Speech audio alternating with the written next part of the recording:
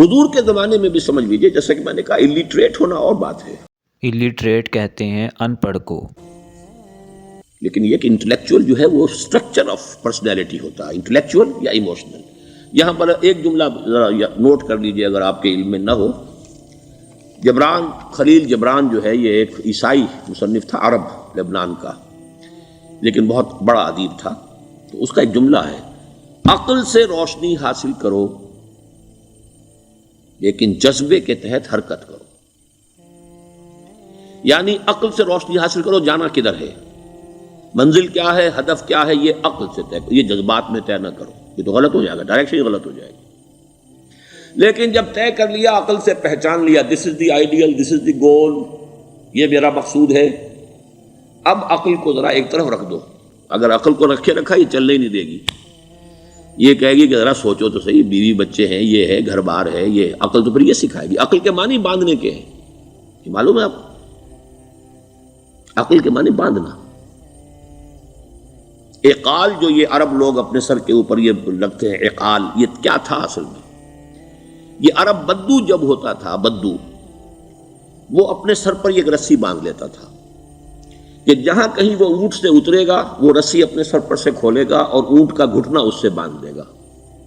ایک گھٹنا باندھ دیتا تھا تاکہ اب یہ اونٹ دوڑنے کے قابل نہیں رہا، 3 پاؤں سے اچک اچک کر، ادھر سے کوئی کیکر کا درخت ہے کچھ کھا لے گا، کہیں اور چلا جائے گا، دوڑ تو نہیں سکتا۔ اس رسی کو وہ اعقال کہتے تھے۔ اب جب اس نے پھر چلنا ہے، سفر شروع کرنا ہے، وہ رسی اونٹ کے گھٹنے پر سے کھولی اور اپنے سر پر باندھ لی۔ یہ اعقال تھا، جو اب یہ سنہری اعقال باندھے پھرتے ہیں بادشاہ لوگ۔ That is the basis of their اعقال۔ اسی لیے حدیث آتی ہے کہ ایک بدو، ایک عرب باہر سے آئے، اونٹنی کو انہوں نے بغیر باندھے، وہ مسجد نبوی سے باہر حضور نے دیکھا کہ وہ اونٹنی کو انہوں نے باندھا نہیں، اس کا گھٹنا، اور وہ چلے آئے۔ حضور نے پوچھا کہ تم نے اونٹنی کا گھٹنا کیوں نہیں باندھا؟ انہوں نے عرض کیا کہ میں نے اللہ پر توکل کیا۔ تو حضور نے فرمایا یہ غلط ہے، اعقلھا ثم توکل، پہلے اس کو باندھ دو پھر توکل کرو۔ اسباب اور وسائل و ذرائع کا استعمال یہ تم پر لازم ہے، لیکن توکل اس پر نہ کرو، توکل اللہ پر۔ یہ ہے بیسک جو یعنی بیلنسڈ رائے ہے کہ آپ ایسے بالکل اسباب سے مستغنی ہو جائیں تب بھی غلط بات ہے۔ آپ do what ever you can do, لیکن یہ کہ اس کے بعد یہ نہ سمجھو کہ میرے اس کرنے سے کچھ ہو جائے گا، یہ میرے وسائل اور ذرائع سے کوئی نتائج نکل آئیں گے، نتیجہ اللہ کے ہاتھ میں۔ تو اعقلھا ثم توکل، یہ اعقل، عقل کے معنی باندھنا، پہلے باندھو اس کو۔ تو اگر چلنے میں تو عقل کو ایک طرف رکھ دو۔ بے خطر کود پڑا آتش نمرود میں عشق، عقل ہے محو تماشائے لب بام ابھی۔ عقل تو نہیں اجازت دے سکتی تھی حضرت ابراہیم کو کہ کود جاؤ آگ میں۔ عقل تو یہی کہتی نا کہ بابا جان خامخواہ دینی ہے، اگر تم اپنے آپ کو بچا لو گے، اس وقت کوئی ہیلا کر لو، کوئی تھوڑا سا نمرود کی خوشامد کر لو، چھوڑ دے تو پھر اس کے بعد توحید کی دعوت دینا۔ لیکن یہ کہ زندگی ختم ہو گئی تو توحید کی دعوت کون دے گا؟ عقل تو یہ سکھاتی نا، پٹی پڑھاتی۔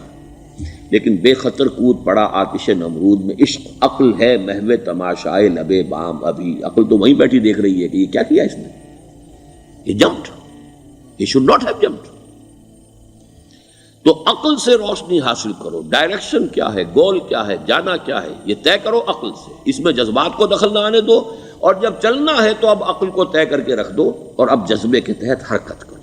بہت عمدہ جملہ ہے۔ رسول اللہ صلی اللہ علیہ وسلم بد زبان اور لڑنے جھگڑنے والے نہیں تھے۔ آپ فرمایا کرتے تھے کہ تم میں سب سے بہتر وہ شخص ہے جس کے اخلاق سب سے اچھی ہوں، جو لوگوں سے کشادہ پیشانی سے پیش آئے۔ اسی طرح رسول اللہ صلی اللہ علیہ وسلم کی زبان مبارک پر کوئی بلا کلمہ نہیں آتا تھا، اور نہ آپ صلی اللہ علیہ وسلم کی ذات سے یہ ممکن تھا، اور آپ صلی اللہ علیہ وسلم نے فرمایا تھا کہ تم میں سب سے زیادہ عزیز مجھے وہ شخص ہے جس کے عادات اور اخلاق سب سے عمدہ ہوں۔